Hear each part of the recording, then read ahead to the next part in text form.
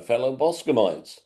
Welcome to this first ever AFC Bournemouth Video Vault podcast. Today I'm delighted to be talking to someone who's been at the very heart of AFC Bournemouth. First and foremost a supporter, our guest has undertaken many different roles at Dean Court during a period of more than 60 years following and then working for the club. Tannoy announcer, programme seller, club shop manager, football administrator and club secretary have been amongst the different positions he has held at Dean Court. There was even a spell that he had as a kit man. This amazing man spent 21 years as a full-time employee and witnessed the Cherries' incredible rise from League Two to the Premier League from close quarters. Now semi-retired, he is currently the club's official historian and has contributed many articles for the match programme and other club publications, including last year's 125th year anniversary. He's also written biographies with former Bournemouth players Ted McDougall and the late John Sainthy. If you hadn't guessed who it is by now, I'd just like to start by welcoming Neil Vacher. So welcome, Neil. Thank you for coming on to this Video Vault podcast. I've described to our viewers your illustrious career and your time following Bournemouth, but do you want to tell us, maybe start by telling us how you sort of got into following Bournemouth, and then we'll talk a bit later on about your career and your work with Bournemouth. Okay, well, thanks for inviting me on, Rob. And it was something I really inherited from the family. It was, my parents, my grandparents followed the Cherries, and it was sort of instilled into me to sort of follow suit, really. And I was more than happy to comply. I first went to a game when I was just 7 years old in September 1963. I'd been pestering my dad to take me along to a game, and he finally allowed me to join him. But I can remember being a bit of a pain really at that time, because by half time I'd had enough and I wanted to go home. And I know I pestered him to sort of do so, and I can imagine now just what a pain in the neck that must have been at the time for him. But I gradually began to lengthen my stays as I got older, and we used to stand in the south stand, and I'll never forget that thrill of when you went into the south stand and up the steps there to the terrace, and particularly on a game under floodlights, it made the hairs stand on the back of your neck when you reach the top of those steps and you can look out at the pitch, and that moment has stayed with me ever since. We all remember our first games. That I was there in the 1970s, and when my dad first took me, and it was just one of those magical moments. This is when you're going to get hooked. And did you win the first game that you went to? The first game was 4-0 against York City, when Ted, needed one more goal for 50 goals, and he couldn't do it. He couldn't. That's right. Yeah, that's a pretty good starting point, Rob. Mine was against Watford. We won 2-0, and I believe Jimmy Singer and Ronnie Bolton were the goal scorers. Yeah. As you say, you never forget that. No, you don't, do you? So going back to that first game, so what were your memories, and what do you think it was that gave you that pull to go back? Did we win? Did you say what the score was? We won the game 2-0 against Watford. But I must admit, I can't remember any sort of specific details about the goals. I can remember going along there. I can remember being sort of ushered down to the front so I could lean over the railings and bang against the aluminium signs. That was fun. And if I remember correctly, Ken Bailey was there, of course, coming round with his usual pre-match predictions. Usually 4-0 all the time, wasn't it? Yeah. Yeah, and if you're lucky, you got a toffee as well if he was feeling particularly generous. So I do recall that, and then I think that by half time, when I went back up to join my dad a few steps back, I think by then I was sort of getting itchy feet, and because I didn't really at that age appreciate the finer points of the game, and it's kid-like really, but I got better, and soon it was often me wanting to go and wanting my dad to go with me. That by the time I'd reached the sort of early teenage years, I was often going on my own, because of course I could still get in at half price, and my dad couldn't always afford to be Yeah. honest. So we used to go and watch a lot of the reserve games together, Okay. stand in the new stand there, and you used to get some excellent reserve football out there in those days. Teams like Arsenal, Tottenham, Mm. Chelsea, West Ham, all in the football combination. And of course, with only 12 players being selected for the first team game on a Saturday afternoon, you were getting a very strong reserve team down. Yeah. So some really good games, and yeah, I remember a lot of those as well. And some fairly good attendances. I seem to remember looking through match day programs, we were getting 1 or 2 thousand for reserve team games back then. Yeah, there was quite a following there, and gates generally were sort of hovering around the sort of 6 to 8 thousand. I suppose when I started, Mm. sometimes a little bit more. They dropped off during the late '60s, unfortunately. But Mm. yeah, reserve football I think was always popular, and yeah, it wasn't uncommon to reach four figures certainly. Generally, we used to go into the South Stand, although in those days the Brighton Beach End wasn't sort of subject to any segregation for away supporters. So Mm. sometimes we went in there just for a change, really. And if I remember correctly, you often used to find supporters of both teams sort of mixed in there, and Yeah. everything was fine. It just made a change, really. Although you have to be certain before you go in the Brighton Beach End that you haven't got the sun absolutely blaring in your eyes for the whole of the 90 minutes. Yeah. I think that's the East Stand now, isn't it? Where it does It that is that now. now that yeah, and of Yeah. course it's the same the same direction. Yeah. And of course there was the newsstand where people could go from one end to the other, at Yes. half time. Oh, you'd see Oh, we it. used to do that. Yeah. That was a Yeah, good you position yourself somewhere just in front of the snack bar there, and wait for the toss, and then after that you get this sway of people moving one way or the other, and then of course at half time the opposite direction, and thing. yeah, it was quite scarcely populated down one end and rather congested up the other end. But yeah, certainly did that. Yeah, great memories of that. I watched Yeah. most of the 81-2 promotion season from the newsstand, I must admit. Okay. Um, but during the early 70s, I fluctuated really between all three stands, depending on just how I felt at the time. Yeah. The other thing I was going to ask was you mentioned your first game. Are there any memorable games that stand out for you around that era? I know it was difficult before Ted and Phil came, and they weren't good times. Were there any games, early ones, that really stick in your mind? Well, I think that the Liverpool Cup tie in 1968 Yeah. was a special one. I can remember the crowd against Bury, the previous match was about 15,000, I think, because they were giving vouchers for tickets for the Liverpool Cup tie that was just coming up. So I remember that, and we were allowed to sit in the stand for that one. I think my mum felt that if there's going to be a big crowd, she'd rather that we were sat in the stand than stood on a terrace. So that was actually we watched the game against Bury, and then of course the Liverpool game, which was on Match of the Day, and I can remember seeing Kenneth Wolstenholme walking round the edge of the pitch to get on that gantry above Yeah. the newsstand to commentate. And yeah, well, we did really well that day. I thought we were unfortunate. We had the ball in the back of the net, of course, but it was disallowed for offside. And anyway, that was a goalless draw. I didn't go to the replay at Liverpool. Yeah. We didn't have a car or any real means to get up there, and midweek was never going to happen with my dad's work. Um, so I certainly remember that one. And then moving into the early 70s, who could forget the Margate game? Uh, but so many really from that period. Aston Villa at home 3-0. Yeah. It was just an absolute boom time. It reawoke football support in Bournemouth. I think what happened there under John Bond with Ted and Phil and all the others.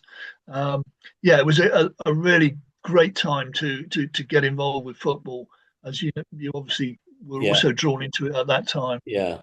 And then I think I'm right in saying it was a pretty quick trajectory back down again towards, after 73, we were finding ourselves in the fourth division about 1975, I think it was. It was such a contrast, really. Yes, after the really big spending days and sort of boom times when Bournemouth were on national TV and newspapers far more than you would expect a third division side to be. They were being treated almost like a first division side playing in the third division with the players that we had. But everything stalled really when we didn't get promoted at the end of 1971-72. Mm, I think if we'd have gone up then, anything might have been possible.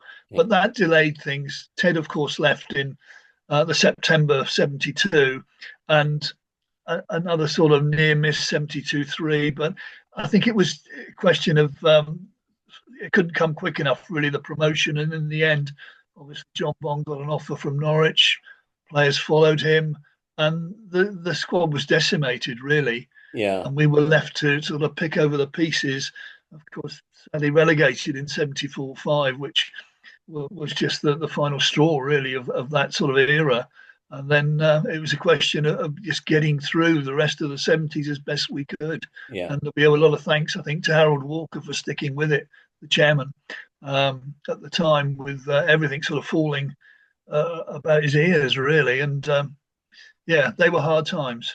I don't know about you, but I sort of felt the turning point was maybe the arrival just after Don Megson. I think it was Alex Stock and David Webb came and joined forces, and that seemed to be the start of another push on upwards. Yes, that's right. On a much more limited scale than the 70-71 promotion from the fourth division. The 81-2 promotion was a really hard fought affair. But yeah, I think you're right. David Webb, I think, brought some impetus. Alex Stock was there to guide him initially. And then, of course, Webby took over. And he had an eye for a bargain, which was extremely useful, I think, at the time. And he picked up players probably through his contacts in London and elsewhere. And people like Charlie George, Eddie Kelly, of course, both Yeah. appeared during that season. Mm. And that was a turning point to get back into the third division. Yeah, that was good. And then it went a little bit quiet after that. Well, until George Bester arrived for a few games, that livened things up a little bit. But it went quiet then, really, until Harry came along to take over. And of course, we then had Colin Clark in the mid 80s for one season. Yes. And on the strength of the goals he scored and the fee he commanded, Harry was able to build the basis of a team that got us up to the second division for the first time ever in the club's history. What a moment that was! It was indeed, wasn't it? That day at Fulham was a great day indeed. So like me, and you've seen many players come and go over the years. Who would you say were your favourites? Did you have one favourite, or were there many over the years that stand out for you? I could probably give you a list of about 30 or 40 players that sort of have meant a lot to me. If we narrow that down even further to maybe a top three, I guess you're looking at Ted, obviously, who was without doubt my favourite player. Yeah. I would say moving forward from that, Eddie Howe is somebody that I always admired as a player, his commitment. I used to love it when he used to make a diving header out of a low clearance, and he could have cleared with his chest or his feet. And I always remember the Eddie Howe diving headers. They were two that I would especially remember. And the other one, really, that going much further forward, is Mark Pugh, who I think was a personified, really, the attitude that you're looking for in a professional footballer in modern times. And Yeah. I think he was great. But so many that I've seen, really, I could give you quite easily a list of Yeah. 30 or 40. And of course, I was fortunate enough in later years to get to know some of them personally. And that was a real thrill, really was. And I consider myself very, very, very fortunate to have been able to do that. Quick interruption to this podcast to say if you're enjoying it, please subscribe. I promise you it won't cost you a penny.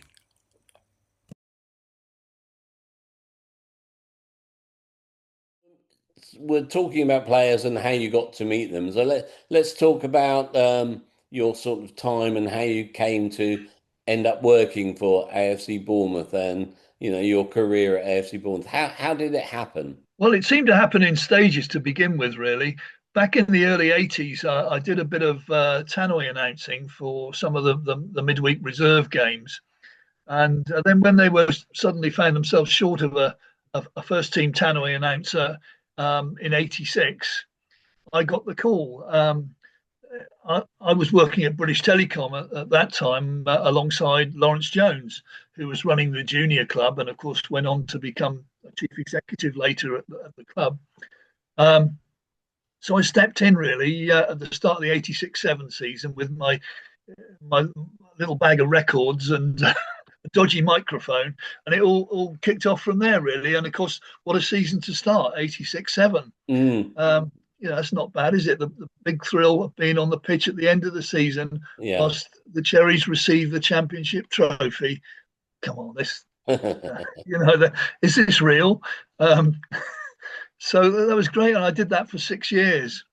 And then when my children was younger, I had to spend a bit more time at home, obviously, and just sort of, I still used to go to games, but not quite as frequently. And then we picked up again as the children got older, particularly Ian, my eldest son. He's been coming since he was about 5 years old. In fact, to be fair, he used to come when I did the tannoy with his lunchbox and sit in the old wooden seats in front of us there in front of the old tannoy box of the old Dean Court. Brilliant. But my next involvement really came through programs and memorabilia into the 90s, and obviously the club really struggling for funds. And with the help of John Davies, who worked in the Red and Black Shack, remember the Red and Black Shack? We set up a counter selling secondhand programs, memorabilia, anything supporters would donate really to raise money for the club. And this it got extended really because people were so generous, and we really owe so much to these people who donated material that we were able to sell and send for auction and raise funds, which nowadays wouldn't be seen as particularly significant, but they were really significant at the time. And it was on the strength of me developing that really that when the new stadium was built, I was offered the job of retail supervisor. So I found myself running the club shop and a program section at the same time, which was great. I mean, it was full-time employment. Yeah. And that's something that I'll always consider myself very, very fortunate to have had at the football club. To be involved full-time in something that's your hobby was just great. So that's how it sort of kicked off the start of my full-time employment in 2001. And so that's given you a chance to get closer to some of the players as well that you've known over the years. Yes, it did. And in those days, of course, there weren't a great deal of staff at the football club. No. We could have probably put the whole staff on the bench that we've got actually behind the dugout at the Vitality Stadium at the moment, and still had a few spare seats. But I did the role in the shop. I enjoyed that, and then I moved on to work in other fields. And one of those was a temporary spell as kit man. I got involved with the Cherry Hot Shots lottery, and eventually I found myself going upstairs, if you like, working alongside Keith McAllister. Yeah. What a great servant to the club Keith was. Yeah, definitely. And I'd known Keith since my tannoy days, because he was the person who took me on to do that. And it was a great pleasure to work with Keith for a few years up there until he retired. And then I was able to become club secretary, which was another great thrill. I think I'd always thought if you can't be a player, let's work for the club in a full-time capacity involving football administration. So it was really an ambition fulfilled to become club secretary. Great thrill. So today, what sort of things are you involved with at the club today? I know you said you're part-time now. Well, I'm now the club historian. So I usually go up to the ground about once a week, and I just deal with emails and inquiries, which I'm always happy to try and help people out with some information. Obviously, I've written a few books as well. It's great for me to be able to sort of pass on some of the knowledge that I've gained over the years, and it's always interesting talking to some of the youngsters today. If I was talking to some of the junior cherries, perhaps, and when I mention the third and fourth division, they look as if I'm look at me and think, "Are you talking about the same club?" We didn't realise Bournemouth had ever been lower than the Championship, Wow. and you've now got this different group of people. Yeah. So I thoroughly enjoy really being able to sort of tell them of what's gone on in the past, and I think there's many of them are really surprised at the struggles and everything else that's gone on, and it's a different world really to what it was when I was their age. Yeah. I'm going to tap your brains from a club historian perspective, because there's one thing that's been bugging me for a long time, and it's about when the club changed its name from Bournemouth and Boscombe Athletic to AFC Bournemouth. Now, a lot of quiz answers, when you get asked it in a quiz, they say 1972. But I look at programs of that time, and you can see that they didn't really use the AFC Bournemouth until 1973. So I wonder if you might be able to help clear up that puzzle. Just bear with me a moment. Just lucky I have to hand a volume of 72 three programs. Wow. What happened was it was in the summer of 72 Okay. that the club wrote to the Football League and the FA asking for permission to change their trading name Yeah. essentially to Athletic Football Club Bournemouth.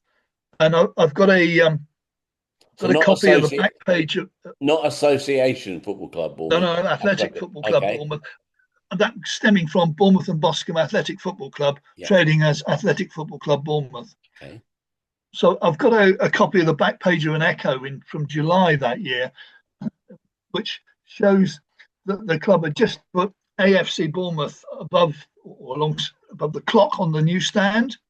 They'd first used that. They just received their response from the FA confirming that they were happy for them to change their name. They were still waiting for the Football League to do the same, which followed a few weeks later. But because it was so close to the start of the season, all the fixture lists, of course, have been issued by the Football League and everywhere else. It would still be Bournemouth and Boscombe. But officially, from the start of that season, they were AFC Bournemouth. And this programme here, they've taken on this new logo. Yeah. The official journal of AFC Bournemouth. Yeah. Ah. That's from the game against Chesterfield in August 72. Okay. And it was from then that they started to use that title. As I say, it was the trading name. Yeah. The football club was still Bournemouth and Boscombe Athletic. Okay. But that's how it started. And of course, at the same time, we've got the changing club badge. Yes. Yeah. Dickie Dowsett's silhouette. Dickie Dickie Dowsett, the commercial manager at the time. And of course, it was done really for two reasons, the change of name. One, to give a more sort of flowing, modern look. Yeah. And secondly, to try and sneak above Arsenal in the alphabetical order of Football League clubs. Which doesn't seem to have worked all the time. It didn't work at all to begin with. People just called us Bournemouth. Yeah. I have noticed since we reached the Premier League, there's more of a tendency to call us AFC Bournemouth now. Yeah. In some places, but we still get mail for Bournemouth Poppies at the football club today. Really? I'm sure they must get some for us as well. So that sort of carried on. That confusion has still existed, but that's the story really behind that. Okay, thank you. That's cleared that one up. But what about the badge? Who designed the badge? I know it's said to be Dickie Dowsett heading the ball. Did he design it? Dickie was the commercial manager at the time. Okay. And together with the board of directors, I would imagine they've come up with this design, and it was actually a silhouette of Dickie's head that they used to form the club crest. Yeah, that is a true story. It was Dickie. I'm going to just move on to your books, and I wonder if you could tell me how you got into writing the books and some of the books you've written. You're welcome to show them on the screen if you want to try and persuade anyone to have a look. But I'd be Well, interested and fascinated to know about the books that you've been involved with. well, strange as it may sound, I do happen to have copies here alongside me. If you just bear Excellent. with me a moment, Yeah. I'll go and get them. Okay. It all started really with my belief that everyone's got a book in them somewhere, and I decided that I'd like mine to be about Ted McDougall. As I mentioned before, he was my favourite player, and I thought I'd like to write his life story. So I got in touch with Ted over in America, and he was happy for me to do so and to work with me. And so the outcome of that was this. Excellent. And, Yeah. 2016, this was released. From my perspective, it enabled me to regard Ted as a friend rather than a former player. We Yeah. became friends. He's been regularly in touch with me ever since, right to this day. And yeah, it was a great thrill when it came out. We went to Norwich, we went to Southampton, and we went to London to go on Talk Sport to publicise the book, and it was a really great time. I got Yeah. to spend a week with Ted over here doing it, and yeah, it was great, and a chance for me to ask him all those questions that I'd always wanted to know the answer to, but never had a chance to ask. So Excellent. that was a great insight. Yeah. Um, and then when COVID came along, I thought, what's the best way to get through COVID? I was obviously working mainly from home. There were no matches at the time. So I thought I really enjoyed the 70-71 promotion season. Yeah. So I decided to put together a book which is still available in the club shop, basically detailing everything that went on in that season with match reports and also little clippings of what was going on in the rest of the world at the same time. So that was the second one. The third one that I did was I felt before I finished as a full-time employee, I'd like to get a book together recalling the history of the club from Yeah. 1899 right up to 2024. Okay. So this was another one that's available in the club store. It's got a feature on every year since the club was formed. It's got, I think it's got about 700 images in it. Wow. And I can tell you they took me ages to put through the club photocopier and I bet scanner and it whatever. And did. New toners every 5 minutes. yeah, there was a queue behind me, usually from the accounts and admin people. It was just scanning a few more of those over to the printers. That's right. Another book I was working on at much the same time was this one. Another of our former players, John Sainty. Yeah. John had kept notes about his playing and coaching career all his life with a view to hoping one day he might have enough to generate a book.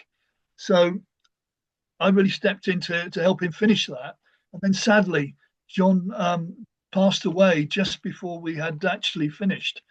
So his wife Lindsay and I finished the book on his behalf, and we managed to get some contributions from people that he played with, or people who played for him, and other football colleagues and personalities to add their thoughts on John. So that was released last year. Yeah. And the last one that I've been working on is I was working as a member of Jeff Mostyn's book team with regard to putting together Jeff's book, which has just recently come out and doing extremely well. So that's the book history. And they're all very good books. They're all very good. I've got them all. Thank you Before very we much. finish, I know we're coming to the end now, so I know that you're involved with former players in some way at Dean Court. I was wondering if you could tell us about that and what that's all about. For some time, I've been keen to see the club acknowledge the former players, and it was something that I'd hoped to start while I was at the club permanently, but we didn't get the opportunity to do so. But now the club's in a better position to be able to do that, albeit we can't offer much in the way of match tickets. But it's not just all about tickets to games, it's about their general welfare. And together with the Premier League and the PFA, we've launched an initiative along with a number of other clubs to form a former players association. So together with Steve Fletcher, we are at the moment in the early stages of forming this association. We've had 3 meetings so far, which have been quite well attended. We've got around about 100 former players who've been in touch with us to say they'd like to be involved. And around 40 of those who live locally have been able to attend at least one of our meetings. So the plan is to extend this further. I mean, it can go as far as you'd like it to, really. I'm hoping the club will agree to arranging some sort of Hall of Fame and memory area within the stadium when it's refurbished, to also try and bring this side of things to life. There is also an opportunity for some of our members perhaps to carry out ambassadorial roles on match days, particularly with the increased hospitality space being available at the Vitality Stadium. So, but the predominant thing is welfare. It's making everyone feel welcome, and it's great when players get together. It doesn't take them long to rediscover the banter and they're chatting away, and it's great to see, really. And I think it's important to make players realise, particularly from other eras, that just because they played in lower leagues, that doesn't make them any less valuable to this football club. They all played an important part. And personally, I welcome the opportunity to be able perhaps to give something back to people who've given me so much pleasure over the years. And it's also still a great thrill to be able to meet them, chat to them, and call them friends. I can't stress that enough.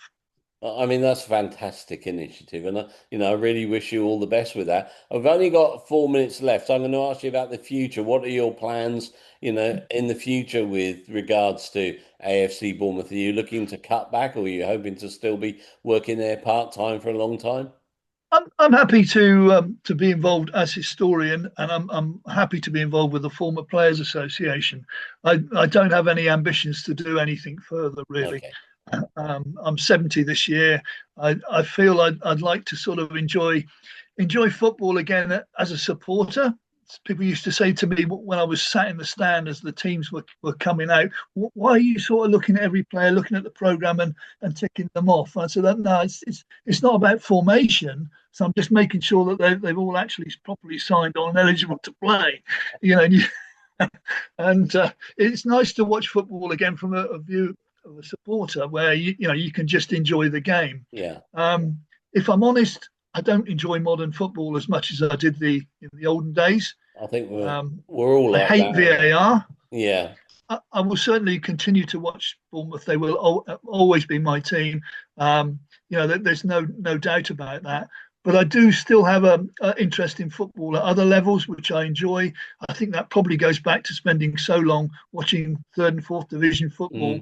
I've always got a bit of an affinity and understanding for what clubs are going through and what the supporters are going through. So I enjoy watching those games. But basically, I'd like to do a bit more travelling. I love my cricket. I like to watch as much of that as I can during the summer. And I'm just going to try and sort of enjoy life as a supporter, but also maintain, obviously, this healthy interest in the history of the club and try and ensure that it's there for others to enjoy in the future. Well, from my perspective, I'd like to say thank you on behalf of me and all other AFC Bournemouth fans for all the work you've done over the years, Neil. Thank you very much. It's been really much appreciated. And thank you for taking part in this podcast. And I hope when it comes out, you'll like it. And we've tried to accurately convey all the excellent work that you've done for the club. Well, thank you, Rob. I really appreciate that. Coming from somebody like yourself who's been a supporter for a very long time, one of our most loyal supporters, I really appreciate that. Thank you. I must stress how lucky I feel and honoured, to be honest, to be able to have carried out this role for my football club. Not everybody would get the chance. I've been extremely lucky, and it's been a pleasure. and I hope I've been able to do my bit in shaping the history of AFC Bournemouth. Well, thank you, Neil, and all the best. And see you soon. Thank you, Rob. All the best Thank to you. you.